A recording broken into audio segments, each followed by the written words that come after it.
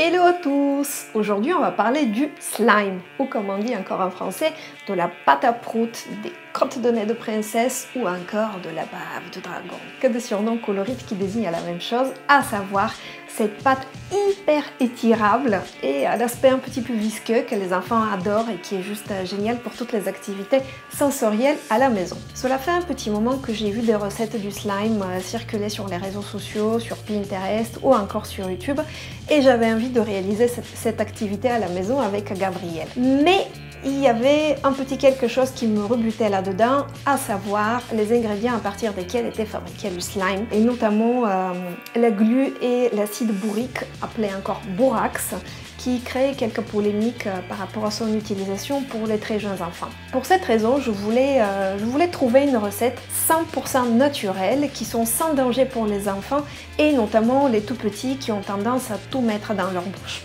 C'est pour cette raison que je vous ai préparé cette vidéo avec deux recettes pour obtenir deux textures légèrement différentes du slime 100% naturel, homemade, sans danger pour les enfants. La première recette, c'est une recette à base du psyllium, très facile à réaliser à la maison.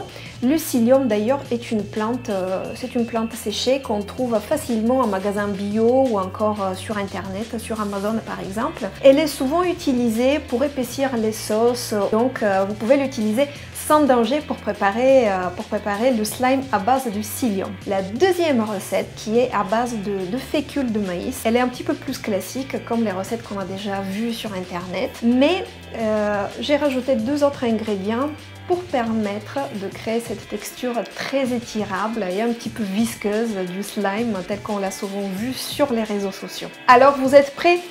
On y va! Pour la préparation de la première recette du slime, vous aurez besoin de 15 g ou environ 2 cuillères à soupe de psyllium blond, 250 ml d'eau et éventuellement des colorants alimentaires et quelques paillettes si vous le souhaitez. Mélangez dans un récipient adapté pour le feu tous les ingrédients. Portez à ébullition et laissez cuire sur le feu environ 5 minutes. Petit à petit, la pâte va commencer à devenir gélatineuse. Le slime est prêt lorsque la préparation se détache des bords de la casserole et commence à s'agglutiner autour de la cuillère lorsque l'on remue. Enlevez du feu et laissez bien refroidir. En refroidissant, la pâte va encore se solidifier et ensuite on va pouvoir jouer et en profiter.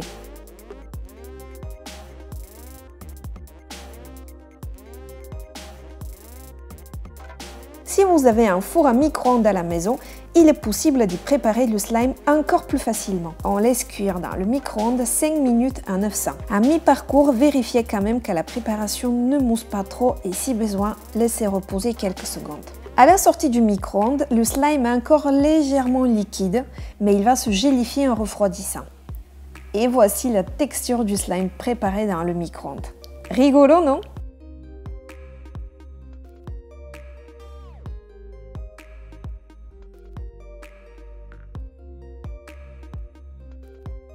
Pour la deuxième recette du slime étirable à base de fécule de maïs, il vous faudra 15 g de graines de chia, 250 ml d'eau, une cuillère à café de gomme xanthan que l'on peut trouver dans les magasins bio ou encore dans ceux de pâtisserie et des colorants alimentaires. Tout d'abord, on fait tremper les graines de chia une nuit dans l'eau. De cette façon, la préparation va avoir un aspect gélatineux. Remuez quand même 1 à 2 fois pour éviter que les graines de chia se collent entre elles. Ensuite, on rajoute la gomme xanthan et on mélange bien jusqu'à ce que la préparation s'épaississe. Ce n'est pas grave si la gomme xanthan ne se mélange pas très bien avec le reste. Pour finir, on rajoute la maïzena petit à petit et on mélange avec une cuillère ou directement à la main. Vous pouvez également rajouter des colorants alimentaires pour encore plus de fun. Petite astuce, j'ai mis également du conservateur naturel pour cosmétiques maison pour préserver le slime pendant plusieurs semaines à la maison. À la fin, si le slime colle toujours aux mains, rajoutez encore quelques cuillerées de maïzena pour obtenir la bonne consistance. Vous savez que le slime est prêt lorsque vous pouvez enlever l'excédent de vos doigts en tapotant sur la préparation comme ceci.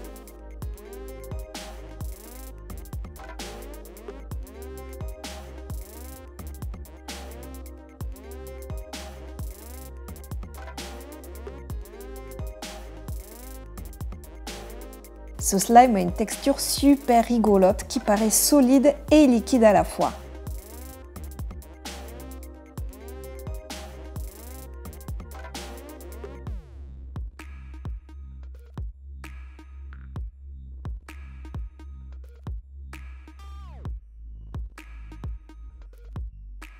Il est très étirable et rigolo pour les activités sensorielles avec les enfants. D'ailleurs, Gabchou s'est bien amusé à embourber, comme il le dit lui-même, ses dinosaures dans le slime.